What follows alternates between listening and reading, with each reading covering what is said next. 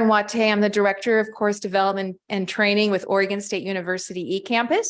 And I'm joined this afternoon by two of my colleagues, Cyndie McCarley, one of our Assistant Directors of Instructional Design, and Christine Scott, one of our instructional designers. And we're really excited to tell you more about our QM implementation plan and how we've integrated it into our course development process.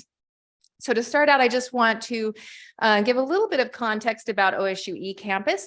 OSU currently offers over 100 fully online programs and certificates, and this is split pretty much evenly or close to evenly between our undergraduate programs and our graduate programs and certificates. We are a centralized support unit at OSU, and so we partner with all 11 of our OSU colleges. At OSU, 1 in every 4 students is currently a fully distance student. And as you can see on this slide, we have over 12,000 fully online students, and about 3/4 of those are working on their bachelor's degree. We have students that are located in all 50 states and over 60 countries, and we're proud to have been ranked in the top 10 best online bachelors in the U.S. News and World Report annual ranking for the last 8 years. The other thing I would mention that's not shown on this particular slide is that our focus is really on the adult learner. The average age of a fully distant student at OSU is 31 years old. So when I talk about eCampus itself is a division within OSU, and about half the staff in this division work and serve in our course development and training unit, which is the faculty-facing side of the house. We use a full service instructional design model, which basically means that we are there with the faculty collaborating very closely from course planning to content creation, to multimedia development, to assessment design, accessibility, copyright, culminating in providing the first full build of that new or redeveloped online course. So quality and student success are really the driving factors, with this entire process being underpinned by our own quality standards and the QM rubric. So when I'm talking about quality standards, woven into our process is a document that we call our eCampus Essentials. And this really serves as the foundation for all of our course development work. And these standards are closely informed by the QM rubric, and they provide a path for faculty to both meet or exceed the standards. So we identify within this document essential minimum standards for all of our course developments and exemplary standards across 9 key areas of online course design. And if you want to dig into this further and look at it in detail, you can reach this on our website at the Beeves link at the bottom of this slide. So I would say that these standards really serve three purposes in our process. First, they serve as expectations at the beginning of each development. They serve as guideposts throughout the development. And then finally, they're a quality control check at the very end. So we use them throughout. This graphic really illustrates our approximately 20-week course development process that we go through. And I'm not going to go into detail about each step here, but I did want to use it to set the context for the remainder of our presentation today. The way we maintain momentum in our QM implementation is to weave our quality standards throughout every step of this process. So we include it in our agreements at the beginning of a course development. We reference it as we start to work with faculty. Our instructional designers use it in conversation with faculty throughout the development cycle. And then our managers like Cyndie will use it as a basis for collecting data to drive quality improvements. So you can see we reference it throughout this whole process. So by the end of this session, we hope you're able to take some of what we've shared today and analyze your own development cycle and identify where you could further implement your own QM plan back at your home institution. So I'm going to talk a little about the first step here, just briefly, and then I'm going to hand it over to my colleagues to continue speaking about how the rubric and our standards inform the process. So the first step of our process is to issue what we call a memorandum of understanding with a department and with the faculty developer. So we call these MOUs, and we reference our standards in two places within each MOU. One is in the funding criteria. So we indicate that design standards that are outlined in the document eCampus Essentials have to be met before we'll release course development funding. And then a little later in that agreement, we also invite faculty to participate in QM through informal or official QM course reviews. So these MOUs are signed by the developer, by their supervisor, often by the school head, and then by myself, or if it's a larger program, MOU by others within eCampus. So that's the first step of our process. I'm going to hand it over to Cyndie, who's going to take us further down the journey.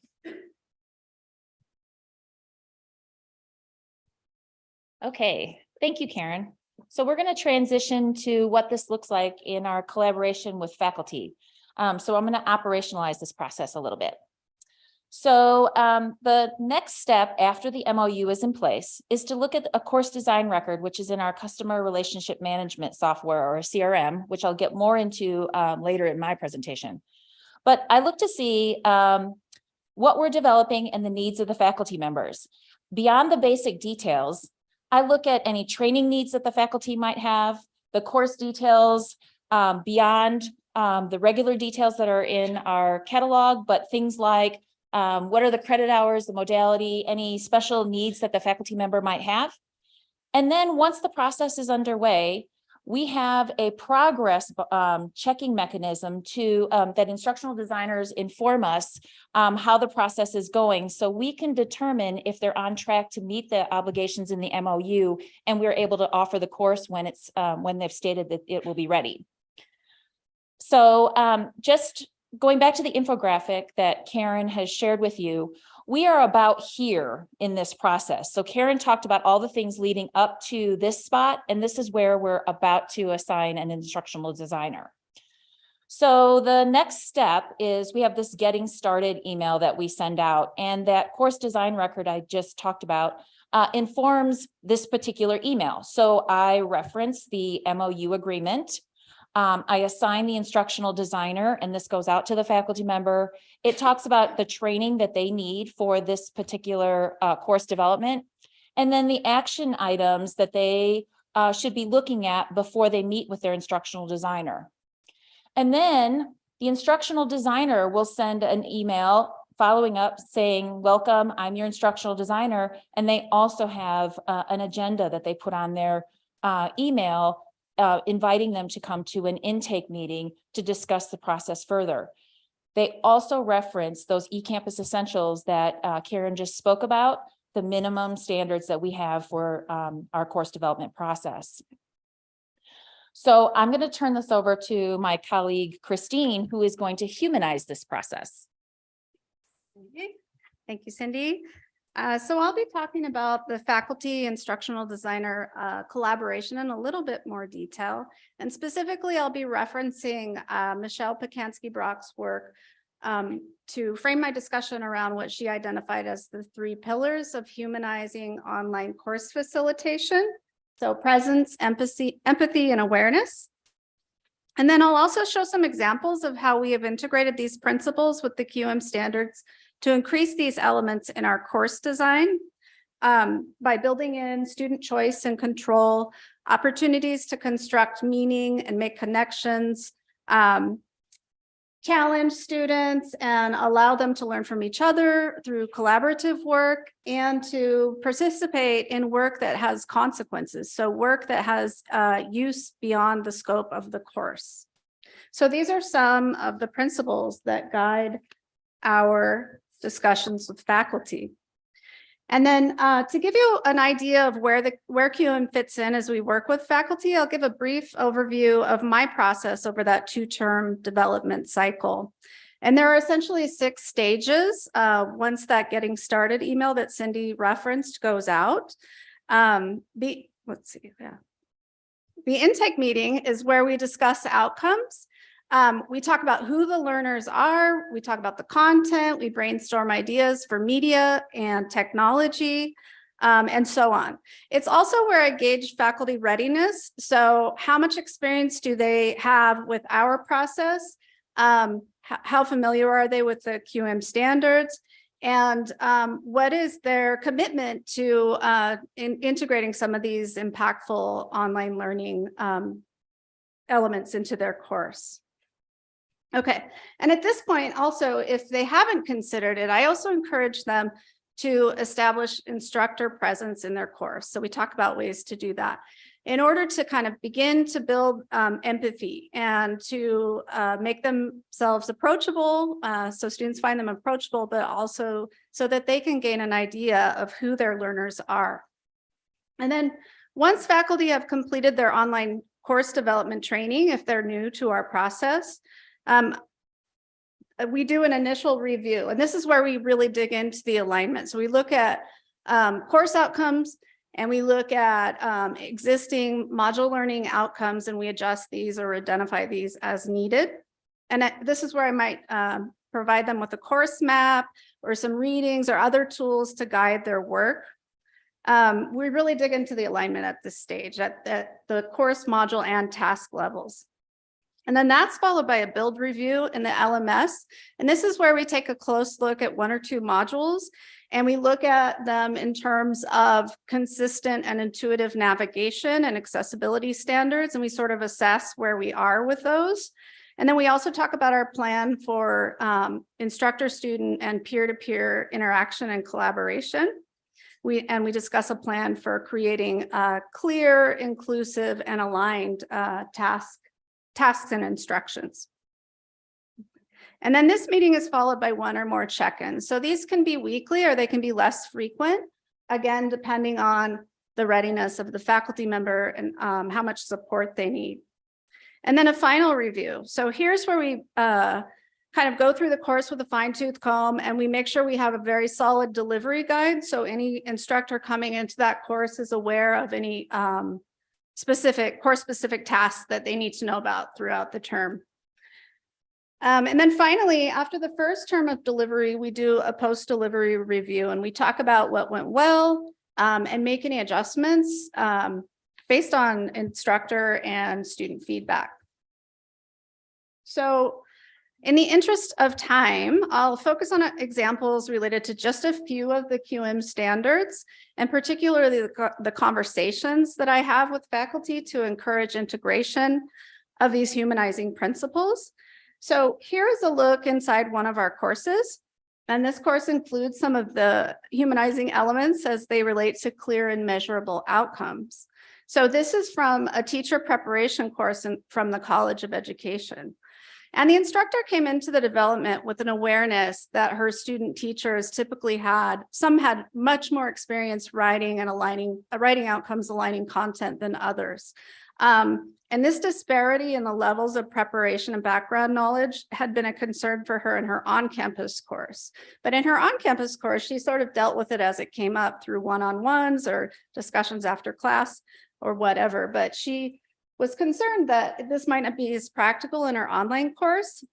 So I suggested building the outcomes into the course design in an intentional way in order to serve as sort of strong models for those students who might need more support with, backward design. So she began by starting each module by incorporating 2 or 3 essential or guiding questions in order to kind of create a discussion or a dialogue around the module learning outcomes of the week. And then she also made visible the alignment at the course, module, and task level. And then because this course is also aligned with Common Core standards for teaching math, those are also included at the task level. So, and then for further support, she created weekly videos where she contextualized the module level outcomes with the assignments or the tasks of the week. And essentially the purpose of this was to explain and model her backward design process.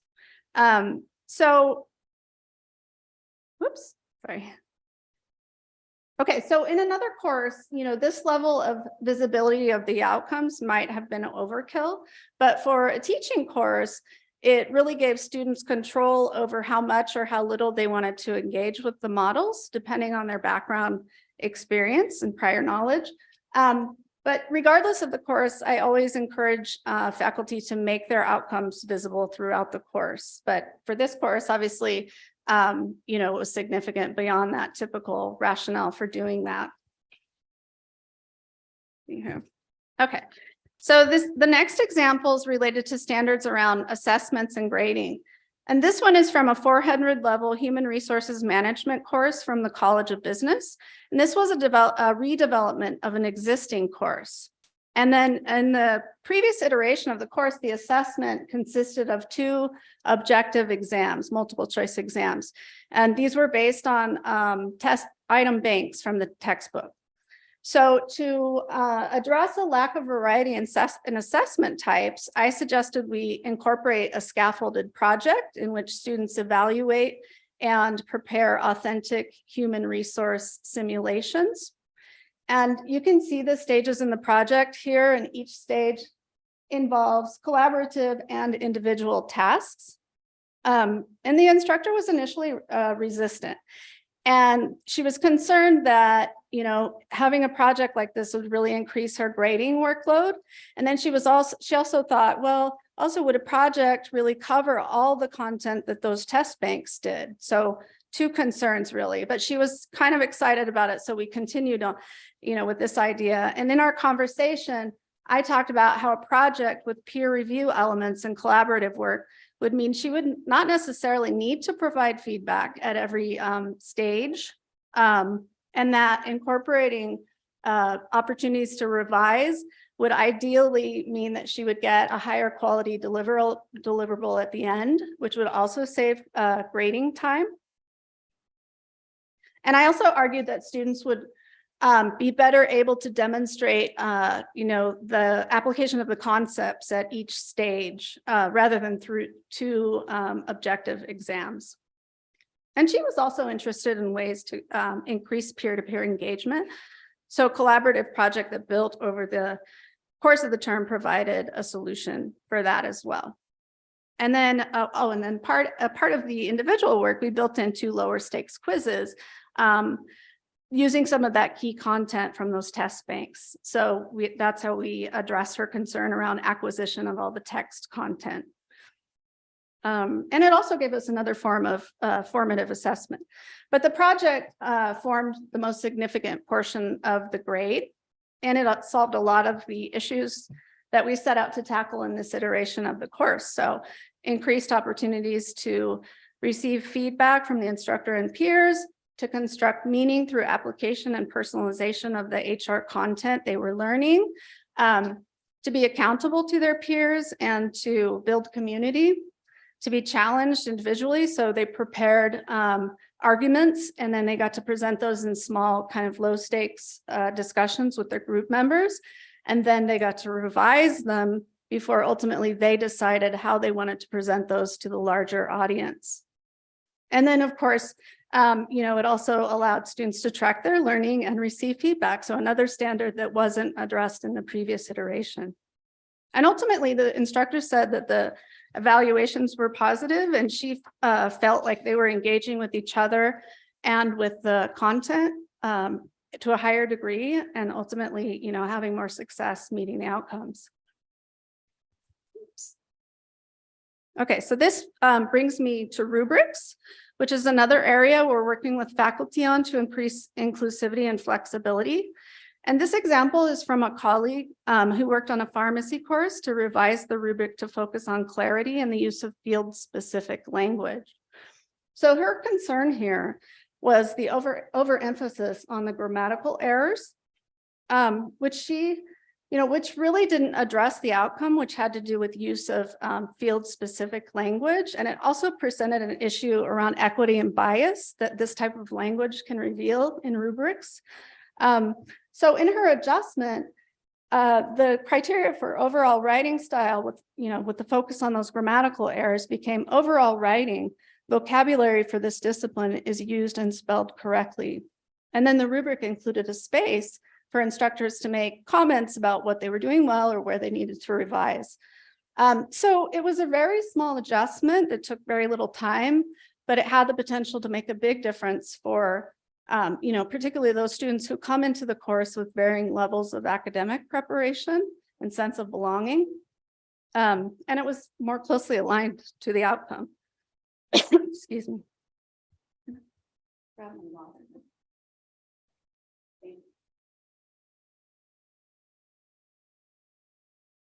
Excuse me there, really getting dry throat. Okay, other solutions to humanize assessments and grading and policies that then also meet the QM standards include revising the language to add transparency and to make the language supportive rather than punitive.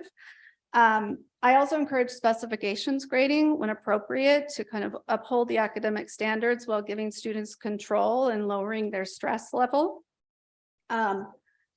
One instructor solicits input from students about which aspects of their writing they feel is most important, and then she incorporates that into the rubric, some of that into the rubric. And I think that's a strategy that she took from anti-racist writing pedagogies. In another course, the instructor provided feedback only on the areas where students needed improvement, and then they got a chance to revise until they met all the criteria. And then I have some instructors who are experimenting with ungrading strategies. So, for example, allowing students to assign their own grades on some of the formative assessments. So again, increasing control and autonomy.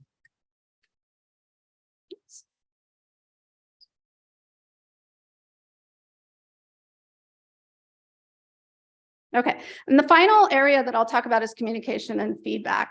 And I've touched on feedback a little, but we know that communication can make or break a course in terms of student satisfaction and also success. So I always start my conversations with faculty by underscoring this fact so that we sort of enter into the development with this in the forefront of our minds.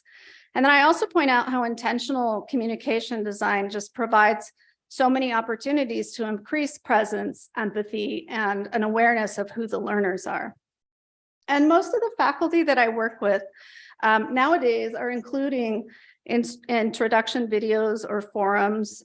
Some are revising their communication policies to include inclusive language and things like supports for time management so students can estimate more or less how long something will take them.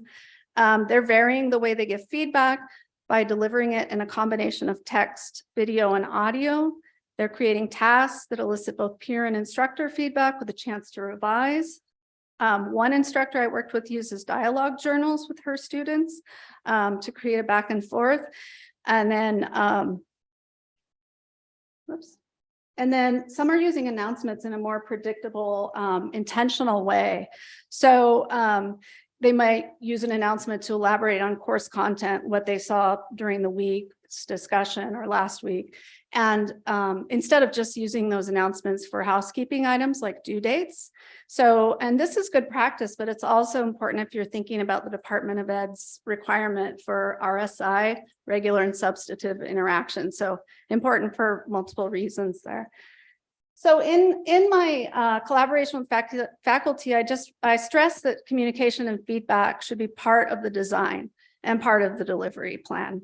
So rather than something that happens on the fly to varying degrees, and not only because of the effect on the learner experience, but also because it just saves them time. And so, and those are just a few of the efforts around humanizing the rubric standards at the course development level. And now I'll hand it over to Cyndie, who has an activity, and she's going to talk about some of the data that we collect.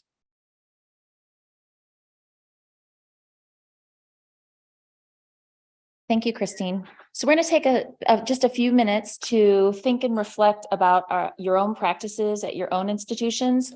So for just like 1 minute on your own, what data is being collected about courses at your institution? Or if you aren't collecting any data, what data would you like to collect about your courses? And then also, how are you using this data, or how would you use the data that you would like to collect?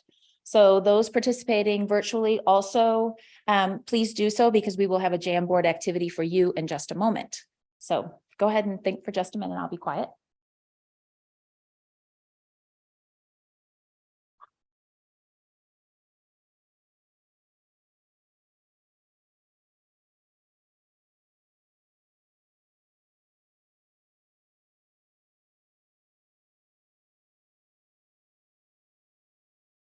Okay, if you're in the room, if you could turn to a neighbor or a couple of neighbors and just share with them the data you're collecting or what data you would like to collect and how you're using it or how you'd like to use it.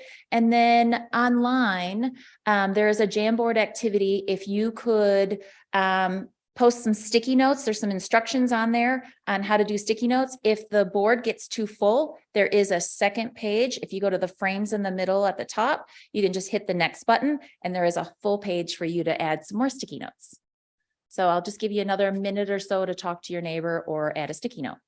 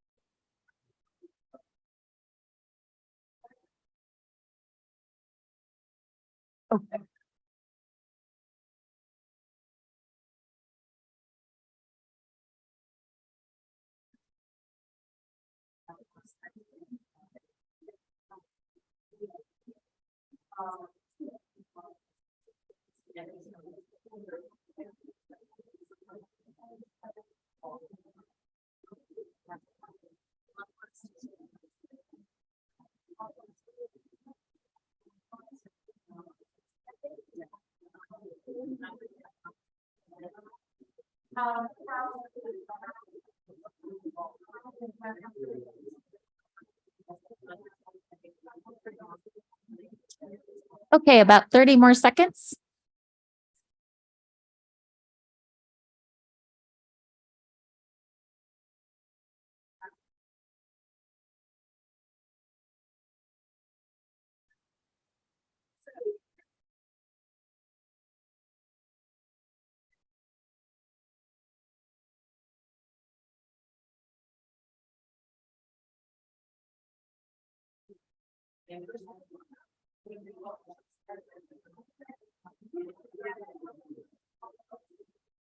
Okay, if we can come back.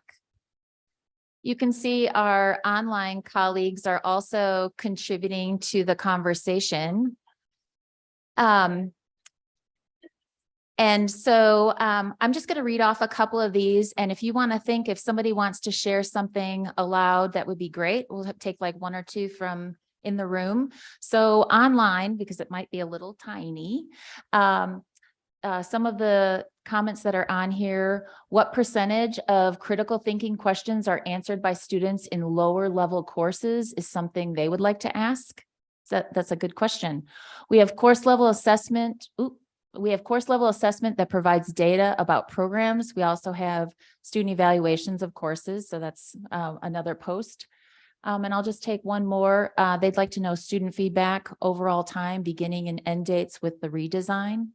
So in the room, does anyone have anything that they would like to add? There's a microphone that's coming around. What data would you like to collect? We have a bunch of quiet people in the room. Oh, we've got a hand. I would like to collect from faculty the amount of time it takes them to create their courses. That's a good question. And one more over here. I'd like to see the devices that students are using to access their courses to maybe inform our design a little better. That's a good question. And we've had a conversation about that a lot. We have the person that's the director of our research center at eCampus here in the room. And we've asked that question. And really it comes down to, do students use mobile devices? And if they don't, is it because we haven't designed it for a mobile device and it's just too hard? So yeah, that's a really good question. Okay, I'm going to go back to my presentation here. I guess I can move the mic up so I don't have to bend over. My colleagues are a little bit shorter than I am. Sorry. All right, let's go back. Oh no, I don't want to go to the beginning. Hold on, quickly. I'll get there. Christine, you were long. No, I'm just kidding. Okay, so going back to that infographic again, just so you can keep track of where we are in our process, because that 20 weeks is a long 20 weeks. Christine went through the 2 terms, so in the circle, and now we're here. So we're at the end of the development cycle, or at the beginning of a redevelopment after 3 years. So we redevelop our courses after we encourage faculty to redevelop them after 3 years. Not everyone wants to come back to us that quickly because it is a lot of work. So we do collect data. And so when I first started at eCampus, we used Google Forms and Google Sheets, very free solution. And we assigned instructional designers from that. It had the data that I was telling you about, a little less robust than our CRM, but it had some data in there, and the instructional designers would get assigned. But we also used Google Forms for those eCampus essentials that Karen showed an image of. The instructional designer, when the course was completed, would fill out whether that course met or did not meet the standard, the essentials, and then also these exemplary standards. And then the bottom picture here is what the data looked like when we pulled it up through the spreadsheet. So we could kind of track that, and it was pretty easy to look at the data. But in our CRM, which we use Salesforce, and we have put in our 9 eCampus Essential standards, and then the instructional designers go in and they determine whether the course has met or has not met that eCampus Essential, which again is based on the QM rubric. And then at the bottom corner panel, that's what the data looks like in our CRM. So my colleague and I, we can pull up the entire course spreadsheet to see how we're doing. And we can analyze these using the tools. We can analyze the data. So here's an example of some analysis that I did for academic year 2022. So the pie chart here we have on the left, I pulled up the learning outcomes and alignment part of our eCampus Essential. Christine had talked about how she uses that inside a course. Well, you can see here that in academic year 2022, 99% of our courses met the eCampus Essential, not the exemplary. I didn't pull up the exemplary data, but the eCampus Essential for that criteria. The middle one, I've collapsed all the eCampus Essentials into the 9 different pillars of our eCampus Essentials. And you can see the eCampus Essential 9 all the way on the right-hand side doesn't look as good as the rest of them. So that one actually is our eCampus Essential on academic integrity. And academic integrity, the QM rubric kind of weaves that throughout the rubric. We have pulled it aside and look at it on its own. And this is about how well our courses are designed to mitigate academic integrity violations. What are the strategies that are used to deter that? So we look at things like exam proctoring. It might be restricted timeframes, limiting the amount of time students have access to that exam, and using quiz banks, things like that. We haven't done as great of a job in academic year 2022. So that is an area of need that we know we need to do. So we have implemented some strategies. We've created an academic integrity module so that classes that want to use that can have students navigate through that. So they're all in awareness of what academic integrity means in that course. We also have an academic integrity task force. So we hope that in academic year 2023, the data will look much better. The other one that is a little bit low here is eCampus Essential 6. That's on course technology. That aligns with the QM Standard 6, and it talks about how well the technology is aligned with the course outcomes. That's another area. We have added a technology task force to help our instructional designers work with faculty to improve that area as well. The last pie chart is taking all of the eCampus Essentials together and looking at how much of our eCampus Essentials are met and not met. And you can see 86% of our eCampus Essentials were met in academic year 2022. Our threshold, our goal was to make sure that 85% was our meets. And we did achieve that by 1, but we still have some work to do. So what do we use this data for? So this data informs our course developments as well as our redevelopments. So we look at what the data says and to help faculty improve as they're going along. It also helps us identify potential QM courses for certification or programs that we would recommend to go through the QM certification process. It contributes to our department, our college program reviews. We have a team that goes out to tell colleges how they're doing or how the departments are doing with our standards. And then it also guides our professional development, both externally and internally. So we have these workshops that we call teaching online pedagogy. There are TOPS workshops, and it informs the kinds of sessions that we do in those TOPS workshops for faculty. And then internally for our professional development with the instructional designers. So if we notice there's an issue with, say, one of the ones we've done recently is writing online, improving strategies in courses on our online writing, whether it's in our writing department or cross in chemistry or whatever our writing intensive courses. So I have another activity for you, and we have some cards for people in the room. Those of you that are in our virtual space, if you hit the next button on the Jamboard, so there's a frame in the middle, you'll see, if you haven't gone to page 2 already, go to page 3. There are 3 scenarios, page 3, 4, and 5 in the virtual space. There are 3 scenarios. And what I'd like you to do is read the scenario. And how would you have a conversation with a faculty member around this scenario? If you're in the room, in your group, just pick one of the scenarios you want to talk about and talk about how you would help faculty mitigate that. And I'll check back in with you shortly.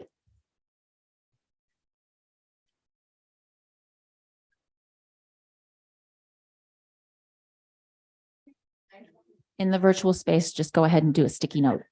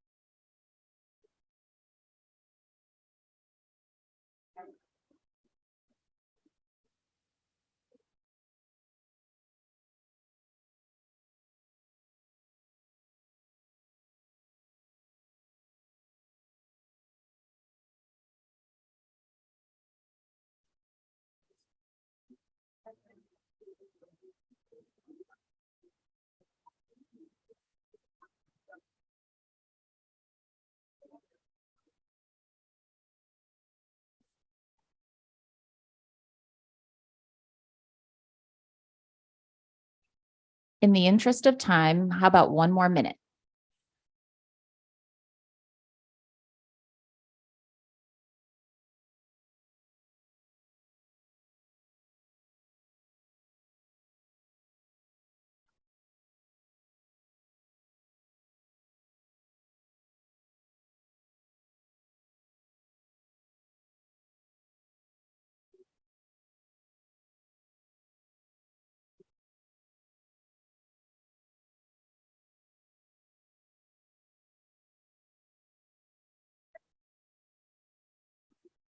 Oh, 2 people.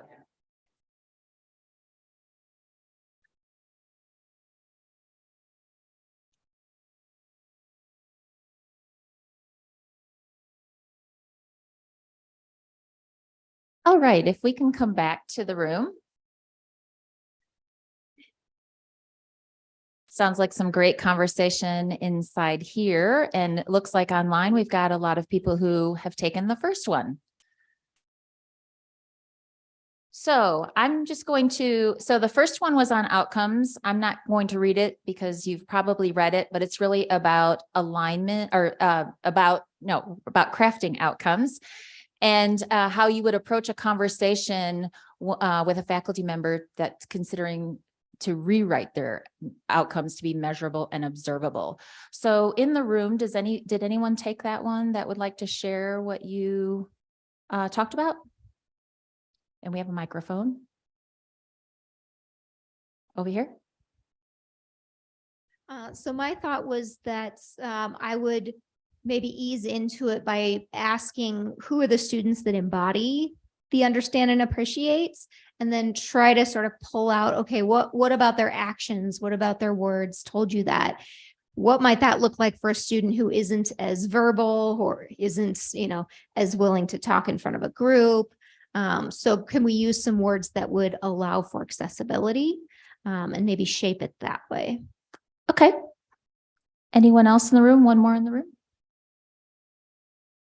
Well, one thing we were talking about as well was talking about how those outcomes are going to be measured. So how are we going to measure appreciation was a big one for us. And maybe what they're envisioning is something a little different. So then we can talk about making it fit what they envision for the course. So, and what those assessments will be. Okay, and somebody online had the same thought. They said, start with the question, how would you measure this? Or how will students demonstrate their understanding or appreciation? So that's right along with that. Christine and I had a long conversation about this, and I start the same way. I just ask them, how do you plan to measure this? Or I also navigate the conversation into, what is it that you were thinking when you wrote this? And usually they've already had an assessment in their mind. And if they say, well, I really want students to analyze, I'm like, oh, there's a word. We could use that one. Okay, so let's look at the next outcome.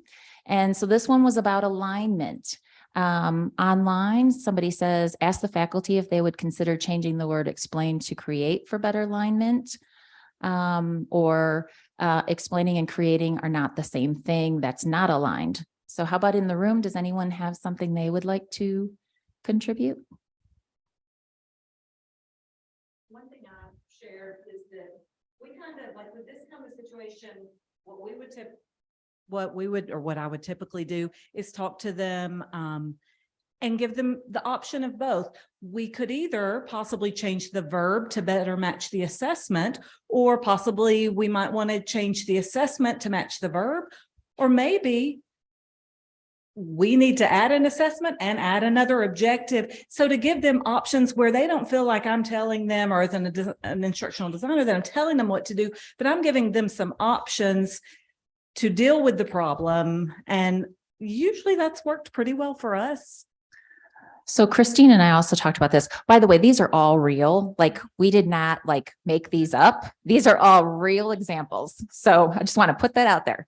So yes, and Christine and I talked about very similar things. We talked about how you might just want to give them flexibility so that they don't say, oh yeah, I guess I did mix up the alignment here, but help them to come up with another strategy where we're not telling them what to do. So great. Excellent. Another one? Yes.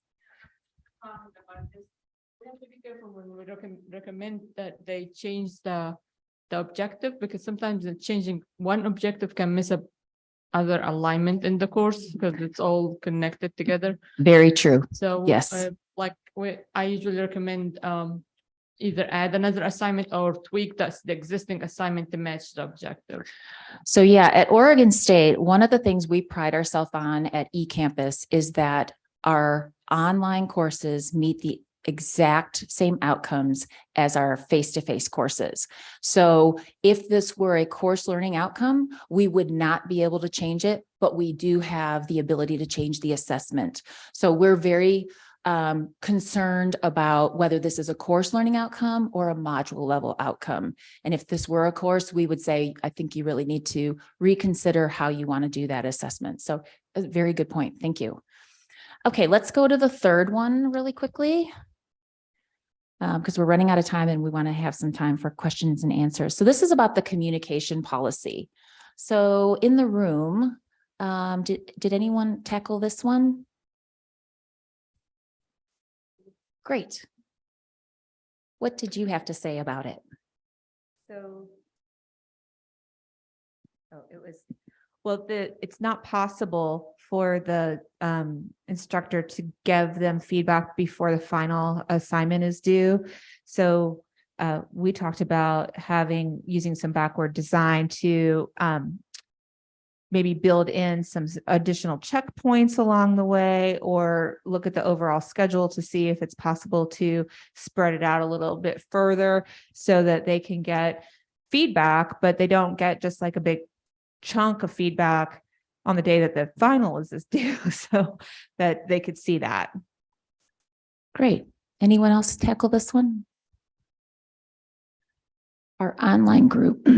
Uh-oh, I'm drinking. I need a drink too. Ask them how long students will need to incorporate their feedback, work backwards to figure out how grading can take, assuming place, brainstorm peer feedback methods. So very similar to what you just said. Point out how quickly they'll need to provide feedback. So that seems to be a common thing to say. One of the things that I do in a case like this, I usually ask the faculty member, do you plan for students to use that feedback in their rewrite? Or if not, then I guess this timeline will work fine. Usually they'll say, well, yeah, it's supposed to do that. Then I point out the fact that they might not have enough time to provide the feedback and allow students to actually do that in a rewrite. So anyway, I'm going to conclude it right there. And we are going to open this for questions and answers. So thank you everyone for participating and listening to what we do. Any questions?